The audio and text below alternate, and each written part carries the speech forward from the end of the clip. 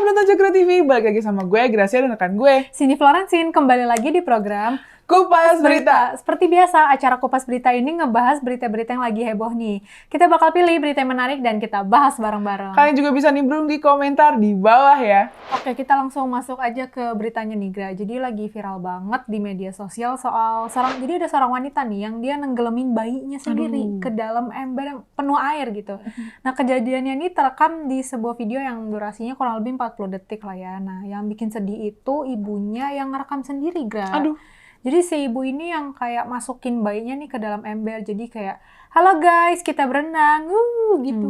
Sedih banget, kata ibu itu sambil ngerekam gitu ya. Nah, si bayi ini nangis dong pastinya. Tapi kayak bukannya ditolong, malah dibalikin gitu loh. Kepala bayinya jadi di bawah gitu kan, awalnya di atas kan. Jadi kayak makin ditenggelamin ke dalam gitu. Aduh. Ini sih baby blues nggak sih kategorinya gitu loh. Terus yang bikin sedihnya lagi nih, videonya itu kayak disebarin ke temennya. Terus akhirnya viral gitu loh. Ya, ini sih baby blues ya, Sin ya. Terus juga infonya nih, Sin. Infonya nih ibu ini stres ngurus balita yang bedanya cuma 10 bulan. Cemiu nih, cemiu. Tapi infonya anaknya udah ada 3, Sin. Anaknya ada 3, jadanya 10 bulan. Ini nih yang sebenarnya mau gue pertanyakan adalah nih suaminya kemana? Tahu atau enggak nih? Maksudnya oke lah dia kerja. Tapi ya emangnya keluarga lain nggak ada yang bisa bantu? At least support lah. Iya, setuju banget. Ya, beberapa netizen tuh juga banyak yang komen tentang pentingnya KB. Nah, ini nih hal baru nih. Dalam hal ini ya, soalnya kan kalau perempuan udah kena baby blues ya nggak sadar guys, gitu. Buat yang belum tahu nih, baby blues itu kondisi mental yang nggak stabil, yang biasanya dialamin perempuan abis melahirkan, pasca melahirkan. Nah, umumnya bisa terjadi kecemasan, sedih berlebihan, terus juga perubahan suasana hati yang ekstrim gitu. Iyalah ya, udah capek ngelahirin nih. Lahirin tuh capek banget loh. Ngurus 3 anak balita sekaligus, aduh nggak kebayang capeknya tuh gimana gitu. Kenapa gue relate? Soalnya adik gue nih sundulan, beda setahun. 2 laki-laki, itu pusingnya ya Tuhan. Kayak udah bener-bener gugup banget gak sih? Sebenarnya kalau ngebahas kasus ini ya tadi ada 3 hal penting yang perlu kita sorot nih. Baby bluesnya sendiri, terus komentar netizen nih soal program KB sama parenting nih dari kedua belah pihak ya, baik suami ataupun istri maupun keluarga kedua belah pihak lah ya. Dan semua yang lo bilang itu bener, Gra. Jadi Ibu A ini kan dia nenggelemin anaknya ya, jadi kayak ditaruh di bak, kepalanya dibalik. Bahkan sebelum dibalik katanya si ibu kayak nyalain keran, jadi maaf ya, kepala bayinya di bawah terus keran gitu. Jadi kena langsung gitu loh. Jadi dan bayinya itu udah nangis-nangis kayak udah egep-egep gitu loh, ngep banget gitu, tapi tetap dibiarin aja. Dan tadi video itu dikirim lah ke teman-temannya, panik dong. Akhirnya teman-teman ini kayak nelpon keluarganya, ini si A nih iniin bayinya, nenggelamin bayinya. Akhirnya pihak kepolisian juga datang dan pihak Komnas Perempuan dan Anak juga akhirnya datang dan akhirnya bayinya berhasil diselamatkan gitu. Ngilu banget ya dengarnya, gue ngebayangin bayinya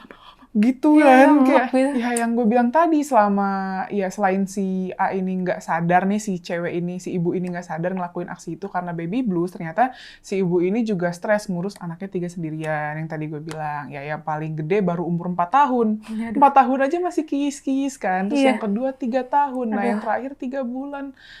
Aduh, jadi ya si ibu ini ngerasa kok nggak ada support system ya, gitu ya. Belum ngurusin rumah, anaknya masih pada balita, jadilah stres. Rumah kan pasti berantakan banget tuh ya, namanya balita. Karena kan anak-anak kayak suka ngeberantakin nggak sih, terus suka numpahin apa gitu kan. Nah, pihak keluarganya juga ternyata nggak ada yang tahu, Gra, masalahnya. Suaminya nggak tahu, bahkan ibu kandungnya si A ini, yang berinisial R ya, ini nggak tahu kalau anaknya ngidap baby blues, sampai puncaknya tuh tadi bahayain keselamatan cucunya. Makanya pas ini kan awalnya hak asuh 3 anak ini tadinya mau diambil alih sama Komnas PA ya.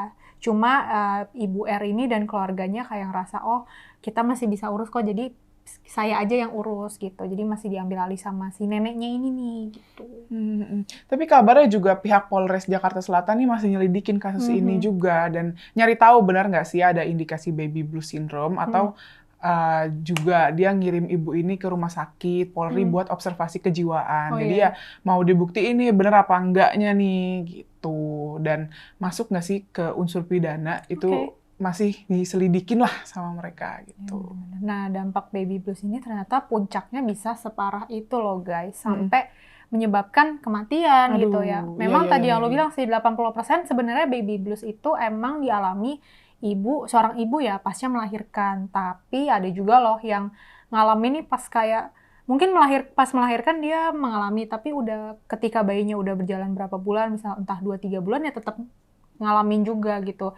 Tapi ya setahu gue beda ibu mungkin beda gejala sih ya. Cuman rata-rata ya kebanyakan mereka ini ngerasa nggak ada support system, bawaannya melo mulu karena nyokap gue gitu dan ngerasa kok gue kayak nggak diperhatiin ya, dikit-dikit sedih gitu. Puncaknya ya mentalnya nggak kuat, akhirnya dia kalau nggak ngebunuh bayinya ya akhirnya ibunya sendiri yang ingin ngakhirin hidupnya gitu. Jadi antara pilihannya itu, kalau nggak anak yang dibunuh ya dianya yang bunuh diri karena nggak kuat.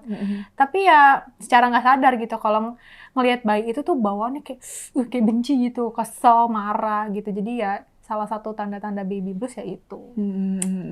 Dan infonya juga nggak cuma ibu doang loh sih, anaknya juga bisa kena dampaknya kayak sulit berinteraksi, terus juga sosialisasi pas udah gede gitu. Punya masalah tidur juga, perkembangannya terhambat. Kan anak punya tumbuh kembang tuh. Sampai pas gede itu jadi pasif gitu. Jadi dampaknya ya kena juga ke anaknya. Jadi nggak cuma ke ibunya aja. Jadi kayak misalnya harusnya udah bisa ngerangkak atau apa, ternyata dia terhambat ya udah beberapa bulan gitu. Dan mungkin ya guys, ini bisa kita kaitkan nih sama program keluarga berencana alias program KB gitu ya. Karena kan kalau kita lihat nih masalahnya si ibu nih stres, capek, dan karena ngurusin 3 anak yang which is jaraknya benar-benar deket banget tuh. Kalau nggak salah yang 10 bulan itu kan yang lu bilang gitu. Nah, which is jarak anak pertama sama keduanya ya. Nah, itulah pentingnya KB gitu, karena harus direncanain mateng-mateng nih gitu kan. Nggak cuman ya gitu.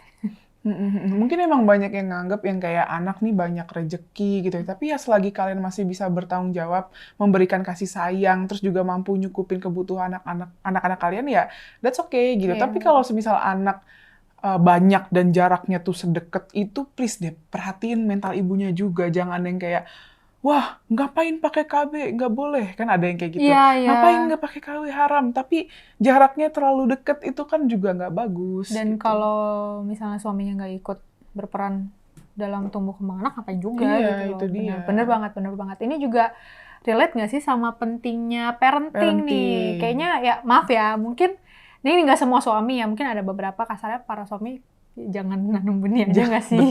Betul. Tapi juga harus perhatiin nih, istri gue siap nggak sih secara mental kalau misalnya udah punya anak lagi, sedangkan anak pertamanya misalnya baru umur 2 tahun kurang gitu.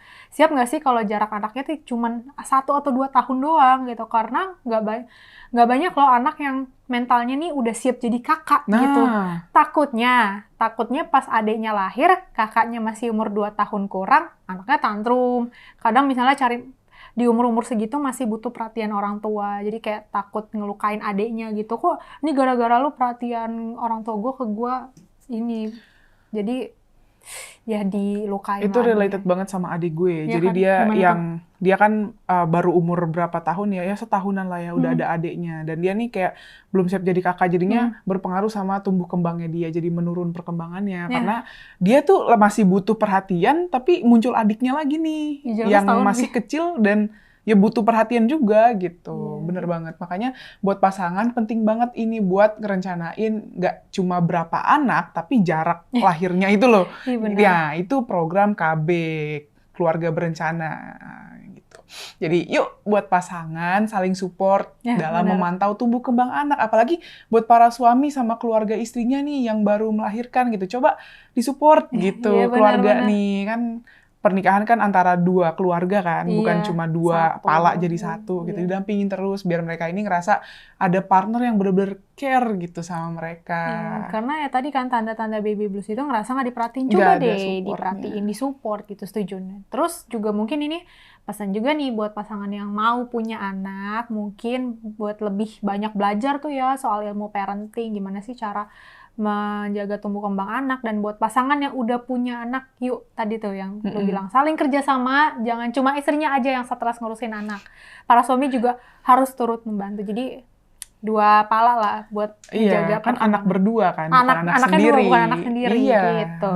Biar nggak ada lagi kejadian kayak gini gitu. Nah, dukung juga nih mental buat para ibu-ibu nih dukung yuk. melahirkan itu tuh penting banget gitu. Kalau lu bilang ya kan cowok kerja capek, Hey. ngurus anak juga capek. Anda pikir ngurus anak dan melakukan pekerjaan rumah tangga tidak capek? Nah, itu dia. Kita harus capek bareng. Itu pekerjaan paling capek tapi tidak digaji.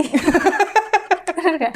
Oke, Sin, sekarang kita masuk ke bagian bacain komentar para penonton Coklat TV ya. Nah, komentar pertama dari @herikoko3411 di video #Belmondo yang judulnya Anak Ketagihan Judi Online, Orang Tua Jual Ginjal. Komentarnya gini nih, kenapa nggak anaknya yang disuruh jual ginjalnya? Bener sih. Iya, bener sih, Pan, yang judi anaknya ya. Ya, di kalangan muda udah biasa banget tau, Sin. Teman-teman gue itu sebenarnya judi-judi online gini. Tapi ya yang ada makin melarat nggak sih kalau judi itu gitu. Kalau mau kaya ya kerja, bukannya judi. Aduh.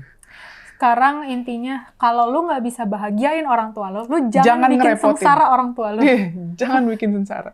Aduh. Oke, komentar selanjutnya dari Piana Katsuki 8069 di video Kupas Berita yang judulnya Ancur, dosen UIN Lampung ketahuan wik-wik sama mahasiswanya. Komentarnya gini nih, tidak usah terlalu hiperbola. Mahasiswa wik-wik dengan dosennya bukan hal yang baru dari zaman dulu sejak adanya kampus. Selalu tidak ada yang merasa dirugikan atau keberatan. Biarkan saja, tidak usah baper kehidupan orang lain.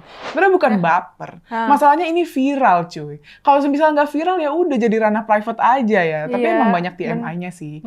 Nah, yang gue perhatiin ya makin kesini nih orang-orang di sosmed cuman masalahin si ceweknya doang. Benar. Kita lupa bahas yang minggu lalu nih, kita lupa ngasih tahu karena udah durasinya udah kepanjangan ya. Iya, benar. Di sini sebenarnya nih ya kalau mau dibahas salah siapa ya sebenarnya ya dua-duanya salah gitu. Si dosen juga ngapain udah punya istri ya, udah punya anak malah kelayapan gitu ibarat gitu. Benar. Tapi emang stigma-stigma kayak gini yang harus dihilangin sih. Itu cowok juga salah gitu. Jadi ya kalau mau hujat ya dua-duanya, bukan si ceweknya aja, paham nggak sih?